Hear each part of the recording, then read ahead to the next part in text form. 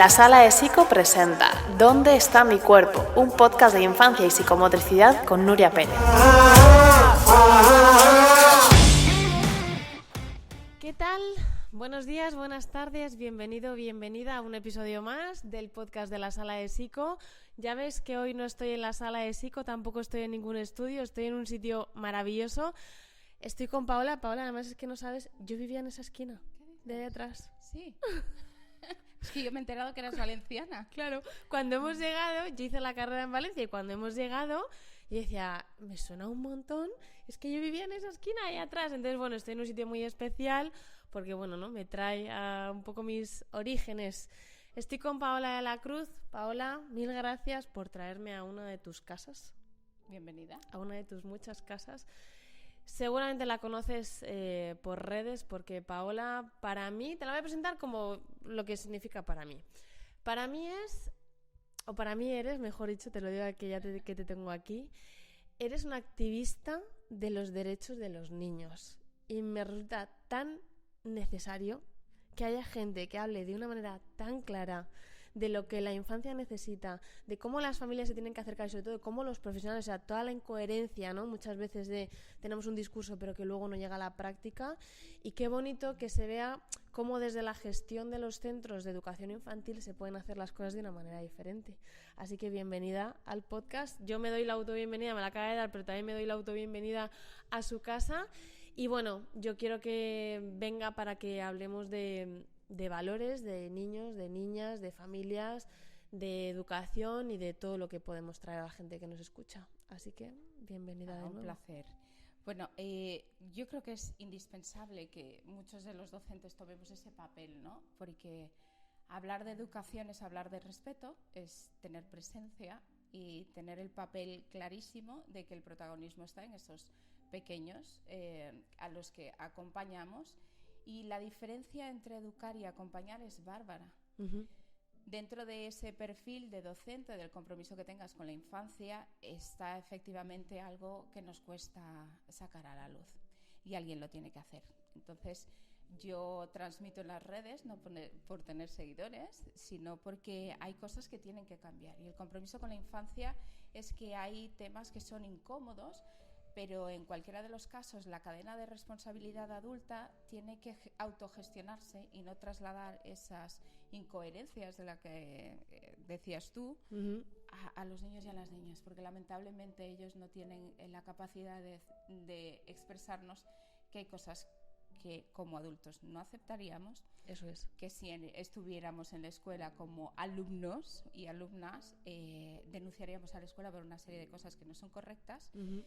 Y sí que es verdad que hay un contenido muy alto de docentes que han cambiado la escuela, que han hecho que la escuela sea amable, respetuosa, uh-huh. con una vocación, con un respeto, con una formación. Y justamente por esos compañeros y compañeras comprometidos hay que invitar a marchar a aquel que se equivocó de la carrera, que no es un trabajo. Entonces esa gente tiene que encontrar algo que le haga feliz y sobre todo estamos hablando de respetos de niños y las niñas, y no tiene que haber ninguna justificación para que gente que no entienda este concepto esté en la escuela. Por eso no hago amigos. Qué importante. Bueno, yo soy de tu club, creo. Qué importante esto. Yo también hablo mucho de responsabilidad, hablo de esto, ¿no? De afortunadamente no somos árboles. Si esto no te gusta, si no se te da bien, si te puedes ir, no pasa nada. Si es que está bien, o sea, y además todos creo que necesitamos en las diferentes etapas de la vida, podemos necesitar cosas diferentes. Quizá, bueno, no está mal, ¿no? Cambiar de ámbito de trabajo, cambiar de etapa, de lo que sea. Esto que hablas de vocación, yo ahora en la universidad con mis alumnos veo mucho cuando ellos hablan de vocación, es como es que a mí me gusta estar con los niños. Y digo, espera, sí, es necesario, pero la vocación es de servicio a la comunidad educativa, de servicio. O sea, tenemos que saber esto, ¿no? Porque luego dicen, no, es que eso es que no está pagado, es que no nos pagan para eso, es que eso nosotros no lo tenemos que hacer. Espera, o sea, estar con los niños implica mucho, implica una responsabilidad muy fuerte, porque en esto que decías es muy fácil apropiarse de un niño. Ojalá, y yo con esto con las familias lo trabajo mucho, decir, ojalá los niños nos pudieran decir claramente, no me estás tratando bien. Lo que pasa es que, claro, no lo dicen con las palabras, no de manera directa, sino que lo dicen muchas veces con el comportamiento, somatizando, etcétera, y es como es un niño, seguimos infantilizando y no escuchamos la parte de responsabilidad que tenemos, ¿no? De esta falta de escucha y esta falta de decir esto que tiene que ver conmigo, no solo que el niño no funciona. Entonces, bueno, totalmente de acuerdo de que es importante que estos mensajes se vayan dando y que afortunadamente sí que es verdad que hay una escuela que está cambiando, que hay mucha parte profesional que se está profesionalizando, ¿no? Mira, la escuela cambió hace 12 años, que fue como el movimiento de conciencia y es lo más importante para un cambio, es decir, tengo que tener presente qué es lo que no hay que hacer. Uh-huh. Y es que se ha hecho tanto. Se ha transformado tanto, se ha entendido tanto, se ha incorporado tanto y hablamos de esa innovación que es maravillosa y en esta búsqueda de perfección del docente, que sabes lo que veníamos hablando en el coche, ¿no? Yo me saqué la carrera y dije, ¡guau! Y dices, ¡guau! No soy nadie.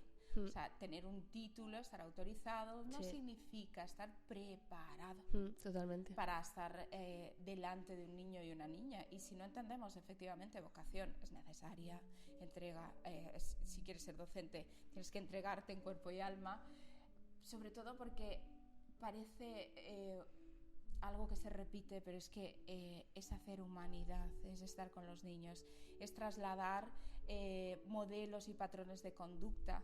Y es tan incoherente a veces que digamos, es que yo pido respeto, yo pido tranquilidad, buscamos esa vida idealizada y resulta que los niños y las niñas se enfrentan a entornos tóxicos, a entornos abusivos, a entornos poco respetuosos, y no se trata de que todas las escuelas lleven esa misma línea, por supuesto que no, pero si hay una escuela que no genera respeto, que no acompaña, que no abre la puerta a la familia, que son temas de los que vamos a hablar, no podemos hablar de innovación pedagógica. Yo he viajado muchísimo, me he interesado muchísimo por cómo lo hacen, por trasladar, por entender qué puedo hacer con mis medios, estudiar el patrón, el modelo social que tengo que ofertar acorde a donde me encuentro como escuela, las necesidades de la familia, cómo piensa, cómo evoluciona, ¿no? La educación es una transformación constante de la sociedad y hay que estar en el día a día. Por tanto, los grandes dinosaurios tampoco pueden estar.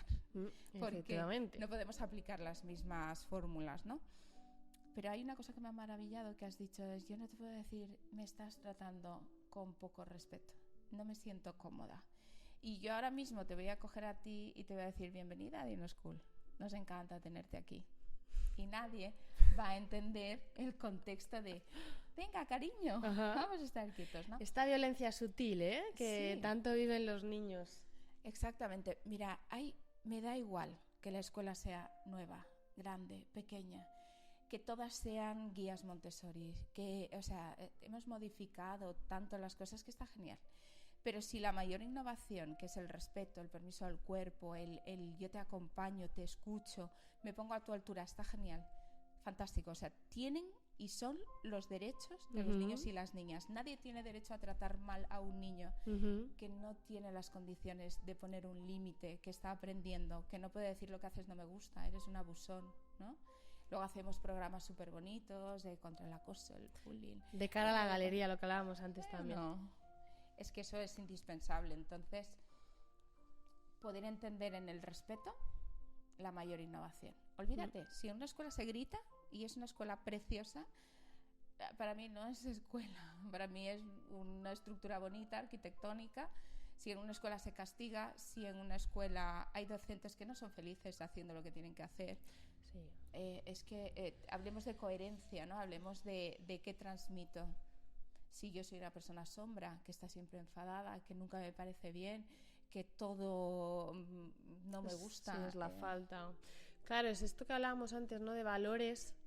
De también, cuando tú a alguien le preguntas por valores, te recita un montón de valores. Pero es decir, pero tú esos valores los llevas a la práctica en tu vida y para eso hace falta valentía.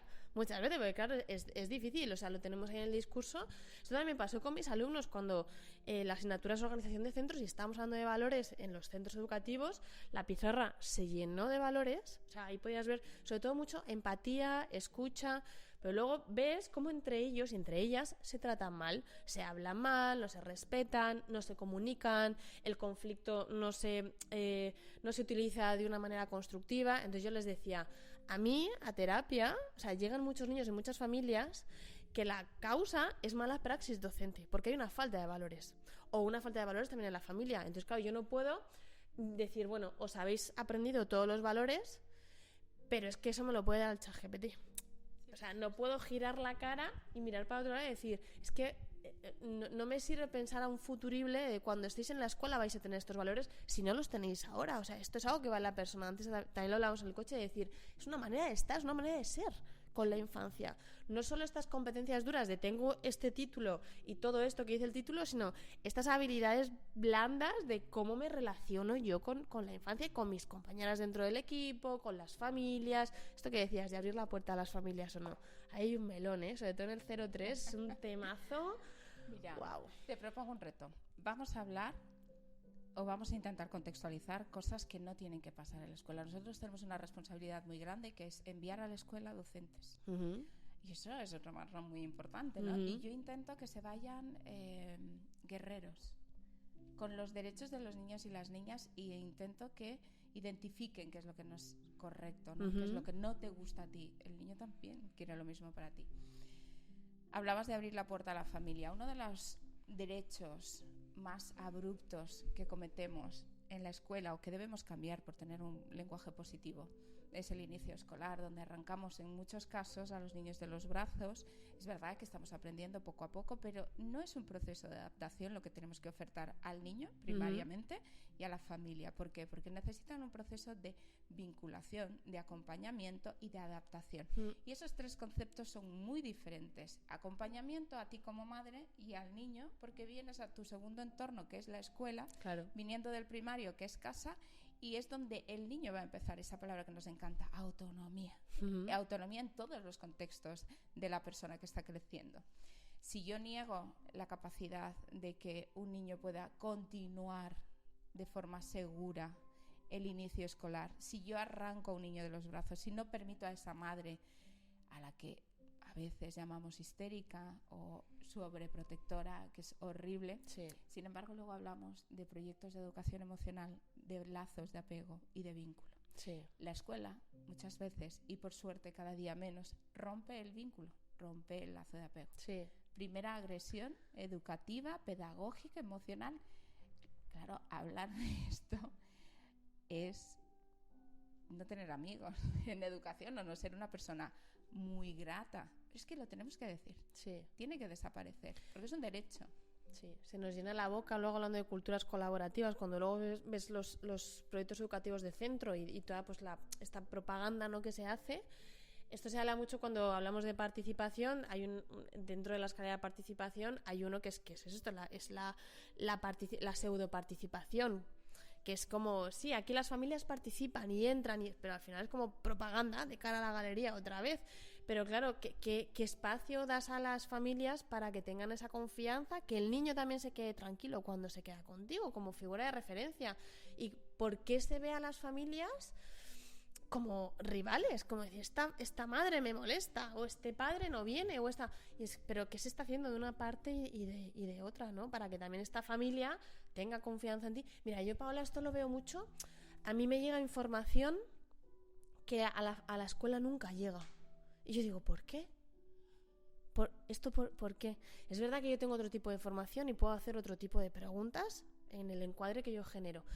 Pero digo, las tutorías, el espacio de tutorías. ¿Cuándo se tienen tutorías? ¿Para qué se tienen tutorías? ¿Solo cuando o te tengo que decir algo malo o te tengo que pedir algo?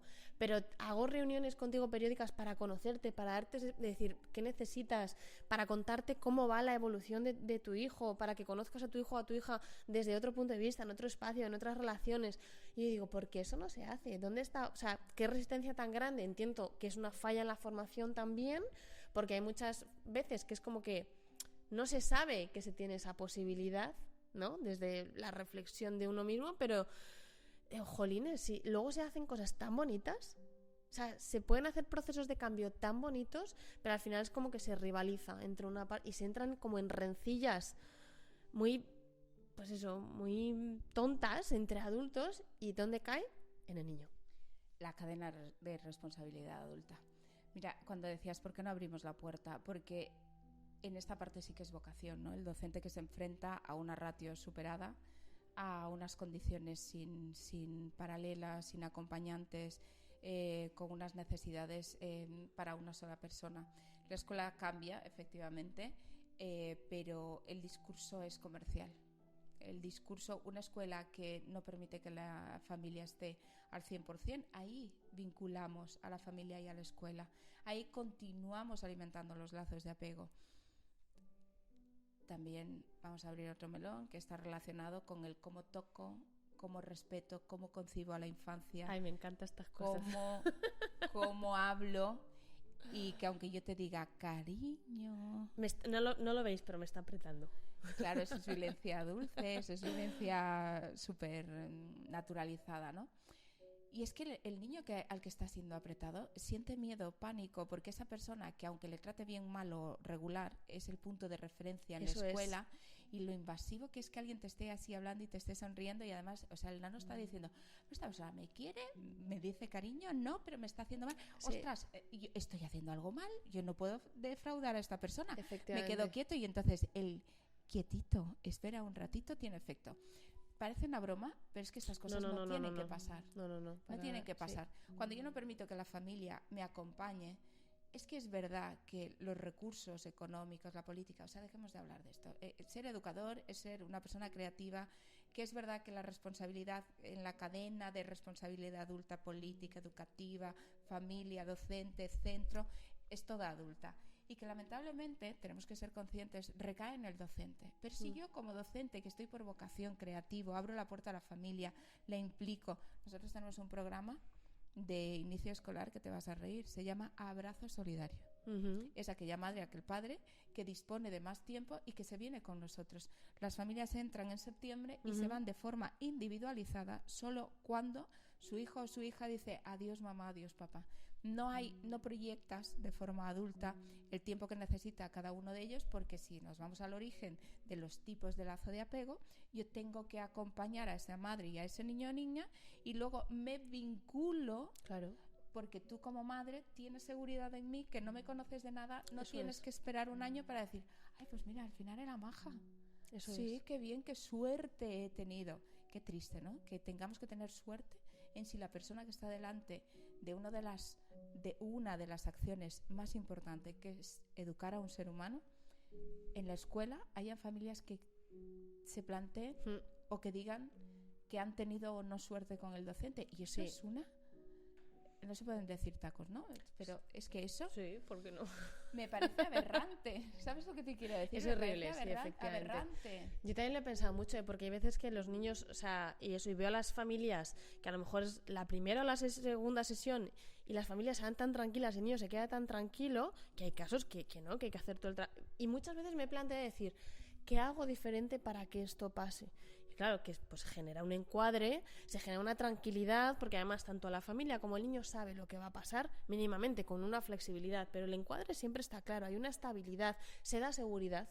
Entonces es lo que tú dices, o sea, cuando su madre y su padre, que son las figuras más importantes, se van tranquilos, entonces claro, pues el niño también se queda tranquilo y se puede trabajar. Yo también lo hablo muchas veces con las familias cuando les digo, si no estáis tranquilos con el cole, hay algo que tenéis que poder hablar. El otro día con una mamá me decía... Depende de qué cole. Claro. Depende de qué cole. Claro. Pero también pasa mucho que hay familias que no están contentas con su cole, y aguantan por un poco este factor suerte, de a ver si el año que viene que cambiamos de tutora o de tutor, o cambiamos de ciclo, y a ver si eso... Y yo les digo, que el tiempo es muy importante. Si veis que no, cambiadlo de cole. Claro, es que los amigos... No. O sea, va a volver a hacer amigos, va a volver a hacer amigas. Volvemos a un concepto de que el adulto proyecta o asigna posibilidades o elimina posibilidades. Entonces, en la mayoría de reflejos, que es normal que como madre padre tengamos miedo, pues ahí está el acompañamiento que tiene que hacer la escuela. Claro. ¿No? Y es que la escuela no tendría que ser un lugar donde plantearte si marcharte o quedarte, porque toda escuela, indiferentemente de la estructura arquitectónica que influye, por supuesto, porque es un tema muy amplio, hay una cosa que no podría ser valuable o que no puede ser negociable, y es que la escuela sea amable, que acompañe, que respete. Y cuando cerramos la puerta a la familia, no respetamos. Aquí podríamos estarnos horas, ¿eh? Además es que fíjate cómo nos saltamos la ley. Es que todo esto lo dice la ley. Hombre, claro, la escuela amable. El niño y la niña no puede empezar la escuela con miedo, con pánico, arrancando. Es que es tan incoherente hablar de educación emocional cuando inicia la escuela con miedo, la familia con dolor, cuando en las aulas hay llanto, berrido y tal. Y lo fácil que sería... Mira, a nosotros nos encanta cuando las madres dicen, ¿y qué haces? ¿Cómo lo haces? Pues un pequeño truco, mira, vamos a utilizarlo. Cuando la familia entra a la escuela, la familia necesita acompañamiento, saber qué hace porque no es docente. Entonces, una cosa muy importante que hay que hacer es decirle a la familia que es otro educador o otra educadora. Entonces le dices, ponte delante, vamos a ir al patio, coge el agua, tráeme pañuelos, se ha escapado uno, ve corriendo detrás de él y la familia disfruta. Claro. La familia disfruta porque no te enjuicia, pero una familia sentada observando genera juicio. Déjale que participe y se convierta en el mejor fan que puedas tener, porque entiende lo importante y el esfuerzo tan grande que hace la familia a la hora de acompañar y la han liado, ¿no? No, no pasa nada. No.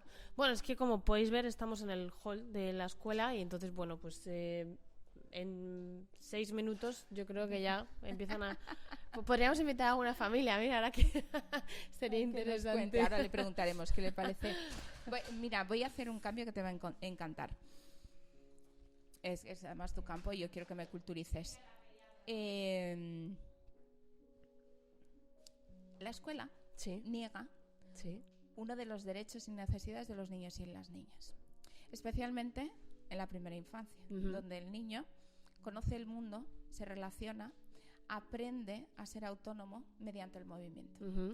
Uno de los mayores o de las mayores agresiones pedagógicas es esa educación comercial donde obliga al niño a que esté sentado cuando el movimiento forma parte de todo el primer proceso de un ser humano.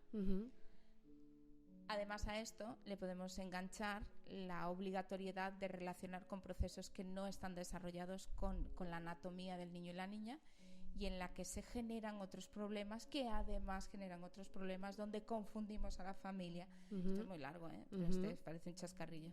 Y ponemos etiquetas a los niños cuando el origen está en que simplemente un niño de 0 a 6 años no puede estar sentado. Entonces digo que es hiperactivo, que es molesto, que tiene un trastorno de conducta, que es un maleducado, que la madre lo sobreprotege. Y es que tenemos que hablar de que el derecho más importante, al margen del respeto, en la primera infancia es el movimiento. Dale.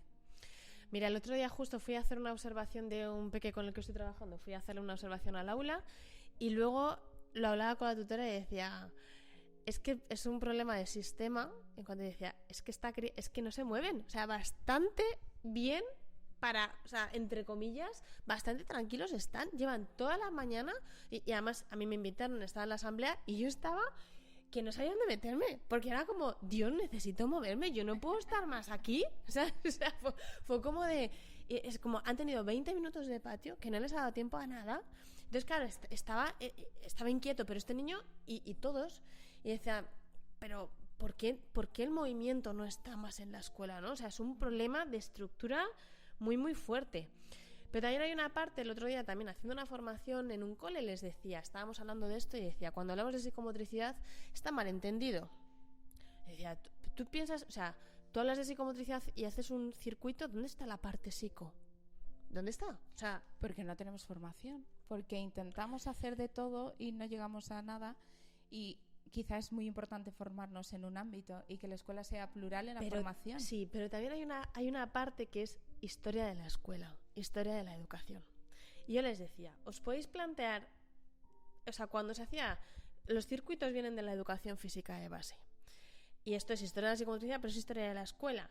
Antes se pensaba que si tú dominabas el cuerpo del niño, dominabas el comportamiento del niño, adoctrinabas al niño, ibas a dominar eso, cómo se comportaba y sobre todo cómo aprendía. Eso es lo que se pensaba antes.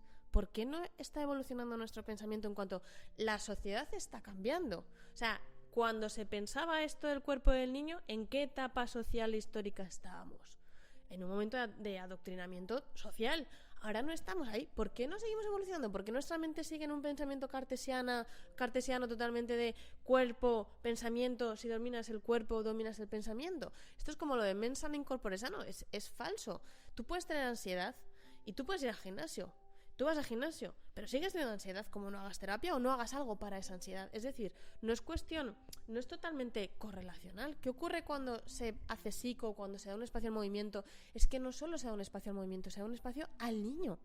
Entonces, claro, toda esta parte afectiva, emocional, relacional, social, también se le está dando cabida. Entonces, no es solo lo motor. Y obviamente, yo siempre digo, a mí lo que tiene que ver con la motricidad me lo hace la sala. Pero claro, me lo hace la sala conmigo. Pero yo no hago circuitos, yo no hago entrenamientos, yo no hago... No, es verdad que hay toda una parte, el juego sensorimotor está muy... Y siempre digo, el pobre Piaget, si levantara la cabeza diría, me voy otra vez. Me voy otra vez, digo, ¿por qué se ha entendido tan mal del juego simbólico? Entendemos lo que es el juego simbólico, entendemos que para hablar de juego simbólico necesitamos la palabra, que antes estamos en el presimbólico, que él habló del periodo sensorimotor. ¿Dónde está el juego sensorimotor?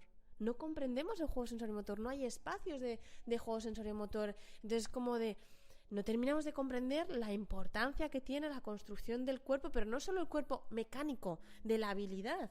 Es que la habilidad va sola. Si el niño tiene un proceso de vinculación donde está la conducta de apego y la conducta de exploración, pero no terminamos es como nos faltan partes. Tenemos mucha información como suelta, pero nos falta poder hilarlo todo para darle un sentido, que eso luego nos da la flexibilidad para poder estar con los niños y ajustarte en tiempo real a lo que te va trayendo. Pero mira, dicho dentro de esa historia de la escuela, es que todo va cambiando. Hay parte de la metodología que no cambia, de la manera de mirar, de educar, porque ahora se está incorporando el acompañar, ¿no? Efectos de lo que tú nos comentas a día de hoy, ¿vale? Para que reconozcamos cuando veamos en el aula eso, está partir de la base del ser humano imperfecto, que requiere de una necesidad motora, en la que va relacionada directamente con la parte emocional y en la que la escuela tiene que predisponer, tengas o no un espacio de psico, tengas o no formación en psico, entender en el pasillo una oportunidad de movimiento, de desbloqueo emocional. ¿Dónde está el desbloqueo emocional? Si hablamos de la relación de la necesidad del movimiento más el trabajo emocional, es aquel pequeño ser humano imperfecto que no sabe cómo se llama eso que le enfada, eso que le entristece, esa obligación de una escuela rancia que le dice tú estate sentado cuando yo necesito subir y bajar, volver a subir y bajar, volver a subir y bajar, porque estoy entendiendo el mundo mediante el movimiento y estoy viendo cuáles son mis habilidades, mis competencias y para qué soy bueno. Además me estoy relacionando porque los niños y las niñas no hablan solo de forma verbal. Si yo te hago esto, te estoy diciendo jugamos, claro. Y si yo te hago esto, te estoy diciendo que me enfada. Y los niños, algo muy importante que va a tener todo en relación en lo que voy a decir, es que son netamente corporales, que en la primera infancia están aprendiendo a saber cómo se llama eso que sienten, la educación emocional que tanto nos gusta, pero además resuelven el conflicto de forma corporal. Y dices, es que lo recojo del cole y quiere seguirse moviendo. Plantéate de qué escuela viene tu hijo. Claro. Claro. No necesariamente, ojo, hay que tener una sala de psico, porque eso es lo que veníamos hablando, ¿no? Nos vas a ayudar en el proceso de incorporación de esta formación en todos nuestros centros, en nuestra formación de nuestro equipo, que es fantástico, porque yo te decía, en escala de prioridad, yo quiero que la escuela sea bonita, que los eduquen con respeto, que pidan permiso. Nosotros pedimos permiso para limpiar los mocos, claro. Permiso para tocarte, permiso para peinarte. Y está prohibido levantar una voz, gritar o menos castigar. Entonces, para mí, la mayor innovación pedagógica es el eliminar el autoritarismo y la incompetencia emocional del docente, que tiene que ser un guía a servicio del niño y la niña. Eso es. Esa es mi mayor innovación pedagógica. Luego, lo demás son adornos. Porque ¿de qué me vale tener una sala preciosa, un atelier de... ¿Cuánto tienes? 500 metros, si la gente no está formada. ¿De qué me vale no empezar por una formación consciente en psicomotricidad? Es que y pierde tener una el sentido. sala preciosa? No tiene sentido. Pero después de todo eso, para mí lo más importante, el respeto y la salud emocional del adulto. Entonces, esto. Si tú niegas la necesidad de movimiento del niño, no te quejes, adulto, de por qué grita, por qué se enfada, por qué se tira al suelo, porque le estás negando la posibilidad de expresar una emoción con el cuerpo, porque necesita moverse, sí. Y porque vive en un mundo adulto donde lo más jodido es ser niño o niña. Efectivamente. Hay que decirlo claro. Es que hay que decirlo claro. Efectivamente. Y es que eso es que a veces nos resistimos. Y esto, mira, también pasa luego mucho con niños y niñas que hablan mucho. Es como a veces les cae como una maldición a los pobrecitos, porque a los adultos que están acompañados se les olvida que son niños. Claro. Entonces como luego te cuentan problemones que yo digo, pero es que tiene esta edad, es que lo natural es que tiene que pasar esto, es que son cosas de niños, es que no está pasando nada. Lo que pasa que es que nos molestan los niños a veces y queremos que lo hagan todo rápido, y que además si ya salía tiene que salir mejor, no podemos dar un paso atrás.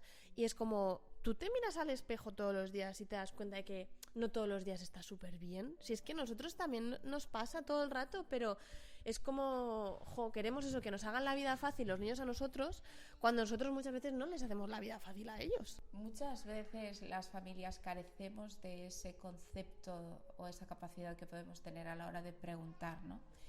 El docente tiene que tener una mirada amplia y tiene que ser tan amable, porque es el gestor de la familia y del niño que te confía esa familia. Uh-huh. Entonces, una familia bien acompañada, con directrices claras, pudiendo ser partícipe, con un guía del docente, por parte del docente, lo que quiero decir es que las familias necesitamos que nos guiéis. Total, sí. Y que no tenemos problema en que nos digan cómo hacerlo. Y ahora me voy como si yo fuese madre, que lo soy de 3. Si nosotros tenemos la mirada a la reeducación del adulto, tanto en el ámbito docente como en el ámbito familiar, el docente tiene, por decirlo, y que esto espero que no se me echen encima, o sí, que me va a dar igual, la obligación de reeducar también a la familia. Porque la familia no puede saber, pero tú elegiste ser docente. Efectivamente. Y entonces esa reeducación es para el mundo. Y yo reeduco, cuando viene la familia aquí, abrimos la puerta a la familia, siempre dicen, es que yo grito, digo, no pasa nada, luego verás cómo. Y vosotras, ¿cómo tocáis? Digo, pues observa, ¿sabes? Entonces hay un proceso de formación también a la familia. Sí. Como familia no lo sabemos todo. Y no tenéis por qué saberlo. Exacto. Pero como docente tengo la obligación de, con empatía y respeto, decirte que quizá esta es otra forma y que mi fórmula no es la más idónea o que tú no lo estás haciendo mal como madre, pero que a mí me funciona. Y una fórmula familiar a veces no se puede trasladar a la escuela, una fórmula escolar no se puede trasladar a la familia. Pero creo que el truco está en la conciencia, en saber que no todos lo sabemos y que todos queremos aprender. Y quizá por ahí podamos Eso es la cultura colaborativa real, de verdad. Mira, yo con mis familias, bueno, yo también le llamo escuela de familias, al final es lo más fácil, sí. Pero una vez al mes vienen. El año pasado eran talleres más como rollo informativo, pero ya ves, yo hablo mucho, yo me puedo tirar una hora y media, que yo decía, buscáis información en redes sociales, a veces puede funcionar bien, otras veces puede ser muy peligroso, porque venían muy contaminados con un montón de cosas y había familias que llegaban con la cabeza como un bombo. Decir, es que he escuchado al otro y al de la moto, me he leído 47 libros, pero nada se me ajusta a mi hijo. Entonces, ¿qué ocurre? Yo conozco a todos los niños, voy conociendo a todas las familias, entonces lo que hacía era talleres, no eran talleres como tal, sino, vamos a llamarles seminarios, donde yo explicaba cosas que sabía que se ajustaba, que tocaba a todos los momentos madurativos de lo que estábamos viviendo. Pues este año hemos bajado el cuerpo y se han hecho talleres, talleres una vez al mes de 1 hora y media, donde vienen luego le damos cabida en el grupo, pero todo tiene que ver con la comunicación desde ellos mismos, de cómo te comunicas, cómo comunicas los límites, cómo comunicas tu autoridad, cómo comunicas lo que no te gusta, cómo comunicas tus emociones, cómo te comunicas con tu pareja, todo esto cómo se hace. Y el cambio que han dado, Paula, tan bonito, porque además intento que vengan como, si viene la pareja, que vengan como separados, se hacen 2 horas, aparte para facilitar también la logística, decir, no me podéis poner excusa. Es como, os turnáis al peque y además es como salís de vuestra zona de confort y conocéis a otras familias y escucháis que también hay otras familias que a veces están igual de jodidas. Es que esto solo me pasa a mí, lo estoy haciendo mal. No, es que no tienes por qué hacerlo bien porque nadie te ha enseñado. Entonces, generar estos espacios para las familias lo agradecen tanto. Yo me voy a trasladar al ámbito de la familia porque criar es tan difícil. Es que es muy difícil. Paridos, mismo padre, misma madre, educados exactamente igual. O sea, tener hijos es un marrón. Y estamos idealizando tanto la crianza y poniendo tanta expectativa y tanta perfección que las familias no somos perfectas. Claro. Los modelos heredados de educación complican. Hay una necesidad de edúcame, dime cómo lo puedo hacer por parte de la familia. Sí. Y quitarse el legado del autoritarismo, el porque yo lo digo, el silencio, el habla del adulto, el niño que no es niño y que es aquello que está ahí, que no tiene derecho a hablar o a opinar, quieras o no, nos ha marcado en los modelos de crianza que estamos repitiendo. Somos la primera generación de madres conscientes que no saben hacerlo todo perfecto, pero tienen toda la voluntad por hacerlo. Y eso va a dar un antes y un después en la sociedad. También estamos eliminando el ataque a la madre que prefiere preguntarle cómo te encuentras y que no es ridiculizada porque quiere trabajar en su hijo, quiere decirle, darle espacio para que diga me siento de tal manera, necesito esto. Y hay muchos expertos que determinan y refuerzan que el camino del respeto y el amor es lo que hace que un ser humano sea el mejor ser humano y que luego se comporte de forma respetuosa, amorosa y educada con otros pequeños seres humanos, ¿no? Si entendiéramos que el cuerpo es un canal comunicador y que yo puedo determinar mi autoritarismo sobre ti o mi contexto de acompañamiento o de te respeto o te doy las gracias por estar aquí y que con la mirada hablamos, habría muchos campos a desarrollar, pero como madres también tenemos que tener expertos que nos guíen y nos acompañen, ¿no? Sí. Yo, por ejemplo, siempre digo casa de herrero, cuchillo de palo. Yo levanto el teléfono y tengo la suerte de tener, pues, esto que no sé, ¿cómo estás? Échame un cable. Y llamo a amigos que son grandes expertos, tienen unas redes gigantes, y me dicen, no me lo puedo creer, Paula, pero si yo te debería preguntar a ti, y yo siempre digo, no, porque en este contexto yo soy madre y quiero saber de ti, dame tu opinión. No voy a decir el nombre porque lo llevo frito. Y entonces me dicen, no puede ser. Sí que puede ser. Es importante generar una red comunitaria de familias donde pongamos en común que criar es iba a decir un taco, es eso. Es difícil, es muy complicado. Y gestionar una sociedad de la productividad donde el ser humano pasa a segundo plano y donde ser madre o padre parece uno de los desafíos más grandes en una sociedad que no cobija a la familia. ¡Ostras! Y ya no te digo emprender. Claro, conjugar todo eso requiere de un proceso de empatía social en el que entendamos que la escuela es el nicho de la educación, que la educación no viene de casa, sino que la compartimos, que la sociedad participa en ello, que la familia está transformándose, que necesitamos muchas cosas para ser no los mejores padres ni las mejores madres, sino buenas personas que educan a buenas personas, que hay cosas que en la escuela tienen que cambiar, que tenemos que tener un compromiso social, y todo determina en el mismo lugar, que es que la educación es patrimonio social. Efectivamente, sí, totalmente. Y además también entender que hace falta tiempo en cuanto a que muchas veces a mí me ocurre con las familias, sobre todo cuando están en dificultad, que te dicen, ¿y ahora qué tengo que hacer? Y cuando la respuesta es, no tienes que hacer nada más que lo que estás haciendo. Pero se necesita tiempo. Es decir, claro, lo queremos todo rápido, queremos que los niños crezcan súper rápido según nuestras expectativas, y que lo que nos funcionó ayer de chiripa nos siga funcionando. Y es como, no, tienes que poder entender el momento madurativo, qué es lo natural de cada momento madurativo, qué es lo natural de ser niños. Y antes tú le decías, hay niños a los que se les hace muy difícil ser niño. Totalmente. O sea, tenemos una infancia muy idealizada, muy Disney, pero hay muchos niños que lo pasan muy mal siendo niños. Entonces, este acompañar y este decir tiempo, paciencia, temple, estabilidad, bueno, a lo que venga lo vamos, no perfecto, sino lo vamos gestionando. Pero de eso lo queremos todo rápido. Yo lo veo sobre todo mucho en situaciones de separaciones, de divorcios. Y cuando yo a la familia le digo, ahora mismo estás en la cresta de la ola, estás hasta aquí de mierda.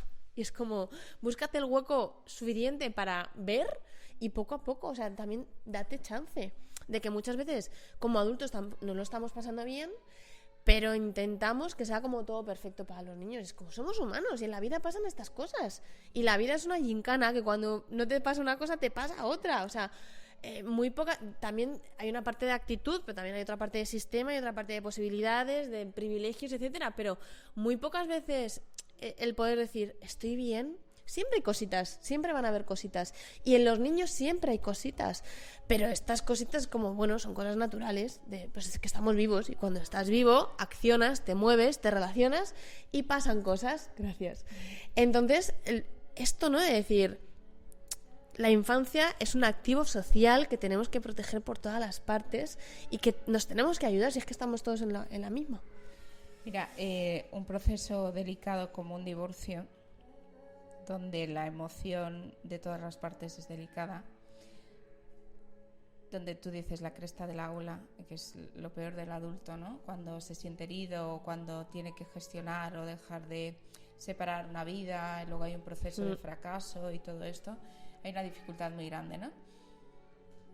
Pero yo podía entender y transmitir un concepto que es real, y es que cuando el adulto tiene la capacidad de pensar que su dificultad o su no posibilidad de continuar dentro de un proyecto de familia no puede seguir hacia adelante, cuando asumes que eres otro modelo de familia y que sobre el adulto, sin dejar de sentir, ojo, una persona que no está sana no puede cuidar a otra, sin cuidarme yo no puedo ponerme al servicio de otra, ¿no?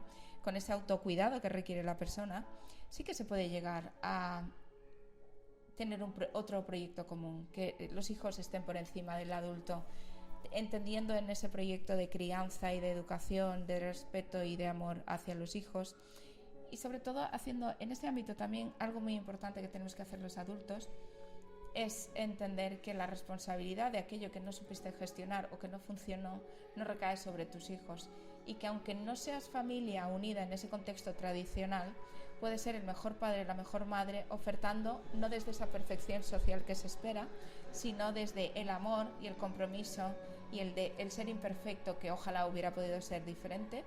Por eso que importante cuando yo a las familias les digo, los niños afortunadamente no solo tienen una figura de vinculación, tienen otras figuras de referencia, y también a los profesionales les digo mucho, estas responsabilidades somos figuras de referencia para los niños, y esto lo tenemos que tener muy claro. Todos nos acordamos de los profes que teníamos, y si hemos hecho terapia, claro, y si hemos hecho terapia, todos nos acordamos de los terapeutas que hemos tenido, para bien o para mal. Entonces tenemos que tener esto muy claro, y luego a las familias de decir, es que no os tenéis que cargar todo el peso, es decir, dejar a la gente trabajar, pero claro, se tiene que generar, a lo que estábamos hablando antes, un espacio de confianza en el que decir, bueno, yo esto no lo puedo hacer, a lo mejor en mi caso esto se puede trabajar con Nuria, esto se gestiona con Nuria, y luego aquí se refuerza, pero no lo tengo que hacer yo todo encima perfecto. Totalmente.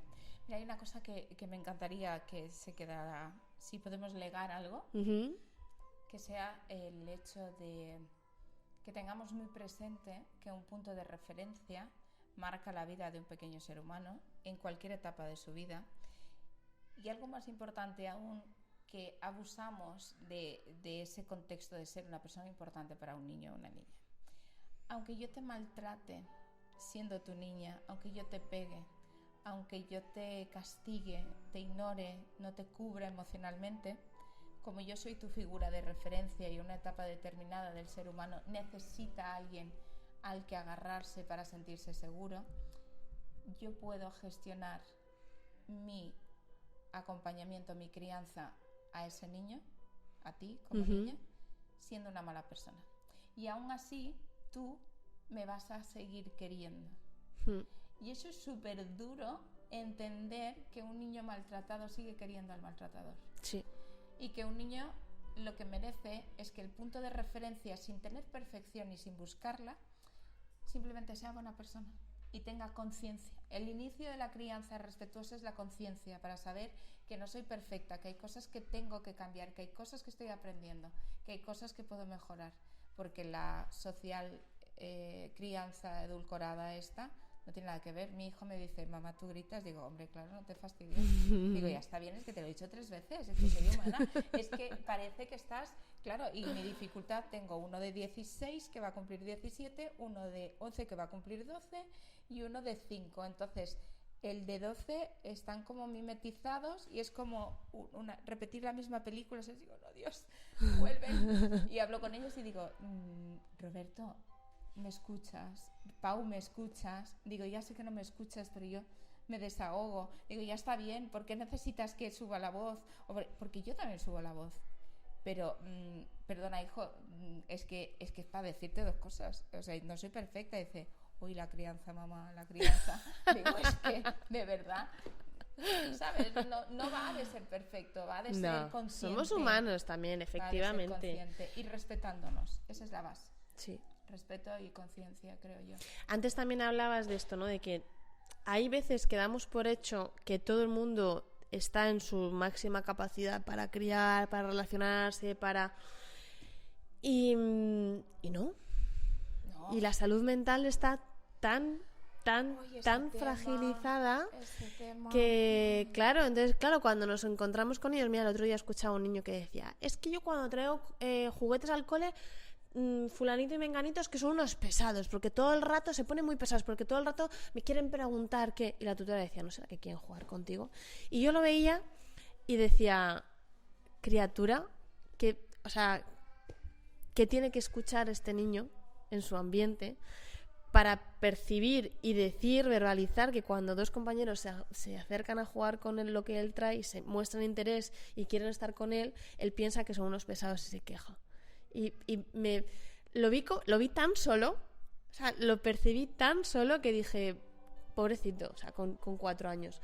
Y claro, decía, yo me posicionaba como el adulto, ¿no? ¿Cómo puedes ver a este niño y decir cuánta soledad hay en este niño y qué tiene que recibir para dar esa herramienta? O te puedes posicionar en, es que este niño es un impertinente. Tú no eres impertinente con 4 años. Hay el juicio, ¿no? Eso que deberíamos eliminar. Y esta toma de distancia de decir, ¿por qué me molesta este niño? ¿Por qué me resulta impertinente? Este niño no es impertinente, te está mostrando las herramientas que tiene. Entonces, si tú tomas distancia y cambias tu posición, ahí es cuando puedes acompañar y cuando le puedes dar una figura puede ser una figura de referencia alternativa, con herramientas alternativas que sí le sirvan para estar en el mundo. ¿Sabes lo gracioso de esto? Es que cuando tú ves a un niño con una carencia o un niño que expresa de forma negativa, no deja de ser la forma de reclamar eso que no tiene. Claro. Entonces es eso que no está siendo cubierto. Y ahí la importancia también de en todos los ámbitos de una persona que tenga un crío a su costado y otra persona que no sepa cuál es su vida, cuáles son sus condiciones, contra qué lucha, cuál es la realidad de su familia. El juicio es una de las cosas más peligrosas a la hora de opinar de una realidad que no conocemos. Pero no hay cosa más bonita que acompañar, intentar buscar qué hay detrás de esa actitud y es cubrir esa necesidad, que es la que tú dices. No es un niño impertinente, es un niño con carencias, un niño abandonado, quizá un niño que simplemente escucha, ojalá sea eso, ¿no? Un vocabulario poco ojalá sea eso. Positivo. Pero yo creo que va también muy relacionado nuevamente con el modelo de adulto que tiene delante. Sí. Yo me voy a poner a bailar, ¿eh? Anoche, de hecho, se está subiendo la esta. Anoche, de hecho, lo pensaba justo esto, porque ayer fue San Isidro y yo me estaba yendo de la paradera, eran las, no sé, como las 11:30, y había niños muy pequeños que se estaban yendo después de los fuegos, el concierto de Azúcar Moreno, o sea, imagínate el nivel de estímulos y yo pensaba, esta criatura mañana, ¿cómo va a estar en el colegio? ¿Qué día va a pasar esta criatura mañana si yo estoy que me caigo de sueño? Este niño, esta niña, ¿cómo va a estar y cómo se la va a recibir? Y muy posiblemente le va a caer al niño. Porque, claro, no se pone... No me pongo a pensar de esto que está ocurriendo, ¿estará pasando algo más? No, pues no escuchas, no atiendes, no te interesa, no aprendes. Entonces, es que hay mucha tela que cortar.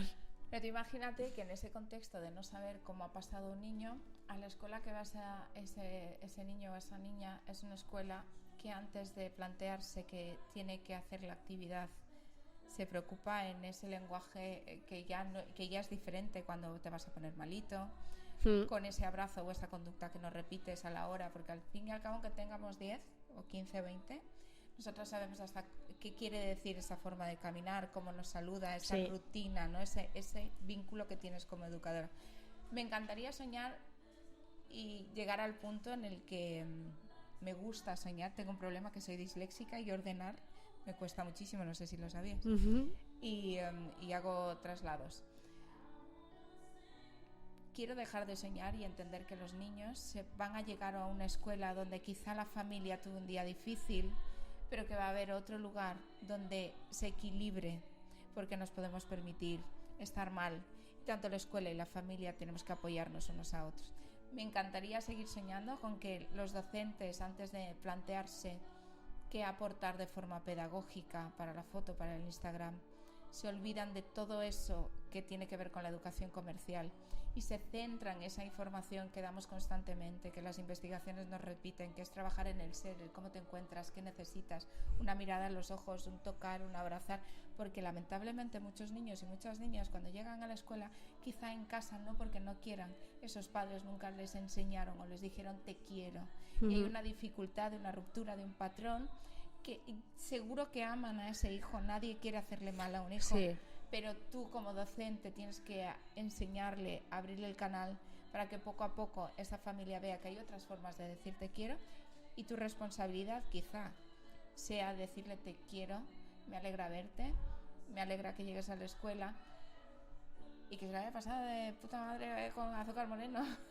y que lleguen de fiesta, porque a lo mejor la familia es la única vez que ha podido salir de fiesta después de un contexto grande, ¿no? Mira, yo he pasado por una experiencia de enfermedad de uno de mis hijos, de 2, el último bastante delicada. Y lamentablemente tenemos que esperar que nos pasen cosas muy duras, sí, para darle la vuelta a la vida, a lo que es la vida.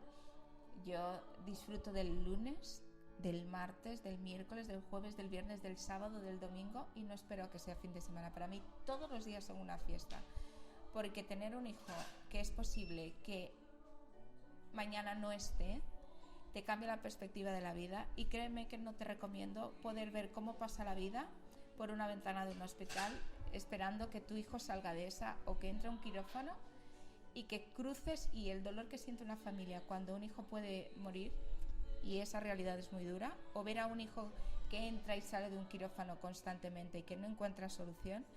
Y esto, mi éxito es ver a mi hijo correr, reírse. Mi éxito es llegar a casa, no tener agua, no tener cena y decir, pues vámonos a cenar, que no pasa nada. Entonces, quizá yo sea la madre que vaya a azúcar moreno con el niño y mañana lo mande reventado. Me encontrarás allí en azúcar moreno. ¿Sabes? Entonces, pero es que la vida son otras cosas. La vida es el trabajo en el ser, el acompañar, que es una palabra tan profunda y tan bonita, que si no entendemos lo que es acompañar, que es marcar y dejar huella en alguien, sí, de forma sutil o no. Y la diferencia es muy grande, ¿eh? Sutil o no. Sí. Y ahí el querer seguir soñando en que la escuela es casa. Es maravilloso. ¿Tú ves la familia como entra sin pedir permiso? Eso es maravilloso. Es que nosotros no tenemos que tener cámaras, porque la familia entra cuando le da la gana. Es casa. Y es casa porque yo comparto la crianza y la educación con gente muy comprometida, con que me da igual, nadie sale corriendo a decir viene una madre, viene un padre, porque te voy a educar bonito, te voy a tocar. Porque estéis tranquilas, es que... Y eso es la mayor prueba de compromiso. Y la gente no es tonta, las familias no son tontas, y las familias esto lo valoran muchísimo. Y no necesitáis hacer ningún tipo de propaganda, porque es que además es que se necesita. Sí. Entonces, mira, yo quiero tirar una lanza súper bonita, y es que yo soy una loca soñadora, enamorada de la infancia, de la educación, reivindicativa, y que eso, no me importa tener muchos amigos, porque el concepto de amigos también cambia con los años. Entonces, tener amigos no es tener muchos conocidos. Lo bonito de esto es encontrar a gente que cree en un proyecto y está tan loco como tú, y que consigas que esa locura se convierta en una realidad. Y lo que yo agradezco a la gente que forma parte de los equipos es que entienden el concepto desde el corazón. O sea, son la crianza, el acompañamiento, la escuela lenta, el amor a la infancia, el respeto, y conseguir que esa gente lleve a cabo tus locuras relacionadas con el respeto, con la infancia, con los derechos, con todo eso es maravilloso. Yo ya estoy pagada, en mi ámbito profesional estoy totalmente pagada, y poder trasladar este tipo de conceptos yo viajo por todo el mundo y llegar a entidades gigantes y romperles las estructuras y decirle, me parece maravilloso todo lo que tienes, pero vamos a empezar por cómo hablas, por cómo tocas, por cómo pides permiso, por cómo miras. Eso es la mayor innovación. Y desmontar, ¿sabes? Hackeas a la gente y dices, wow, pero no tenemos que cambiar. No, me da igual que seas una escuela pequeñita, con pocos recursos, que si lo que tienes es respeto, esa es la escuela de tus hijos. No os dejéis llevar por lo comercial, por lo visual, que en la parte de la pedagogía y en otras ramas es muy importante, pero en lo importante pero la base, la educación, eso en es. el ser, Sí. yo no quiero que a mi hijo, ningún incompetente pedagógico o una persona insana emocional, le castigue, le maltrate, le grite, le haga responsable de eso que no sabe gestionar en sí. Yo quiero una persona que le marque de forma positiva y que mi hijo se ría con su profesor de matemáticas y tiene discalculia. Y al que más ama es al profesor de matemáticas, porque consigue que la clase de matemáticas no tenga un estrés alto, sino que sea divertida. Quiero que mi hijo El encuentro, vaya a Bellas Artes. el placer del encuentro, y así es como se crece. Sí. Y también encuentras, identificas al docente que dices, me cago en la mar, no tiene que estar ahí, ¿no? Pero también tienes compasión porque nadie le acompañó ni le dijo que ese no era su camino. Por eso hay que invitar desde el amor a marchar a la gente que nunca tuvo que ser docente. Porque educar es amar. Sí. Es que educar es amar. Y es el concepto, es entrega plena y absoluta al ser humano. Sí. Y ahí no hay pago, porque nunca vamos a estar pagadas. Sí. ¿Me explico? No vamos a estar pagadas, pero fíjate, a mí me pasa una cosa muy curiosa y muy bonita en la sala, y es cuando de repente los ves crecer. Como cuando estás viendo una planta que de repente se le abre y es como de... ¡Oh! Sí. Acaba de pasar. O sea, es como... Te voy a plagiar. ¡Wow! Sí, es como de... Y lo acabo de ver y acaba de pasar conmigo. Es como de... ¡Qué chulo! O sea, pero es esto, ¿no? Yo creo que a veces los adultos no nos permitimos esto. No nos permitimos el amor, no nos permitimos el decir cosas bonitas, y luego lo haces y dices, anda, si no explotas cuando le dices algo a alguien chulo, ¿no? No explotas, no pasa nada, al revés, te multiplicas, tu día va mejor. Entonces, claro, el trabajar en todo esto, ¿no? Que no tienes que estar todo el rato en la falta diciendo lo que no... Yo siempre cuento, bueno, no lo cuento tanto, a mí me dicen que soy muy perfeccionista, muy exigente, muy tal... Y yo me creo una persona bastante flexible y además bastante disfrutona del proceso. Pero sí que es verdad, a mí me marcó muchísimo. Una vez mi padre me dijo, porque tenía unas notas delante y yo había sacado muy malas notas, había suspendido mucho. Pero en inglés había sacado muy buena nota. Y entonces yo le estaba diciendo, pero tengo un 8,5 en inglés. Y decía, ya, pero es que has suspendido mucho. Y decía, ya, pero tengo un 8,5 en inglés. Y entonces dijo, ya, pero es que se dice lo que está mal, porque lo que está bien es así como tiene que ser. A mí eso se me clavó. O sea, es que te lo estoy contando y es que recuerdo perfectamente a mi padre. Claro, yo he hecho mucho trabajo interno, pero claro, todo esto lo tenemos en el tuétano. Todos. Entonces, el poder de construir eso y decir, pues voy a decir lo bonito a la gente. Y el otro día alguien me decía, es que tú tienes como la capacidad de ver las cosas buenas de la gente y además lo dices. Y decía, jo, pues qué pena que me tengas que reconocer eso, en el sentido de que no seamos más así, ¿no? Claro, los niños eso lo traen todo el rato, y que pueda salir de una manera genuina el reconocer lo que hacen, porque no tenemos que darlo por hecho. O sea, están creciendo, reciben un montón de estímulos, hay cosas que les resultan súper difíciles y que muchas veces hacen mucho esfuerzo, y reconocer eso de una manera genuina, de alegrarte de verdad de todo lo que hacen nuevo, de lo que consiguen, de lo que van haciendo, es que no lo encuentran en todos los adultos, lamentablemente, ¿no? Sí, y algo tan simple como lo que tú dices, es que he sacado un 8,5 en inglés. Entender que los tipos de inteligencias son diferidos y que si tu hijo no saca una buena nota en matemáticas es porque su habilidad cognitiva es matemáticas, no la más fuerte, pero es inglés. Y que además si le estás diciendo, ya, pero ha sacado un 5, ya, pero es que como ha sacado un 5 es un proceso cognitivo superior de mega esfuerzo, Y tienes Claro. que aplaudir ese 5. Claro. Y hacemos eso que siempre, ahora escuchamos mucho, ¿no? Valora lo que es bueno, no le castigues por aquello que no es que no sea bueno, es que el cerebro funciona de una manera muy específica y tienes unas habilidades, unas competencias que lamentablemente son castigadas por el sistema de perfección y de nota. Cuando la nota la debería tener el docente, un sistema de autoevaluación, cómo me encuentro, cómo hago que llegue el conocimiento, cómo cada uno desarrolla su proceso de aprendizaje de forma individual, cómo me encuentro, estoy bien para estar delante de este grupo de niños y niñas. Para mí la evaluación tiene que ser al docente en sus competencias y sobre todo en eso que hay muchos docentes que dicen han suspendido. O sea, no hay mayor fracaso que tu grupo escolar suspenda, porque quiere decir que tú has sido pedagógicamente incompetente y que no has podido tener los recursos, las habilidades para que ese niño que no es matemático y que tiene una habilidad social, motora o la que fuese, lo suspendas. La incompetencia es tuya como profesora de matemáticas. Totalmente. ¿Me explico? Sí, de esto hablábamos con Javier Valle, también hablamos en el podcast, lo entrevisté, hablábamos de, pues siempre se habla de competencias del alumnado y se evalúa en competencias, pero las competencias docentes, ¿dónde están?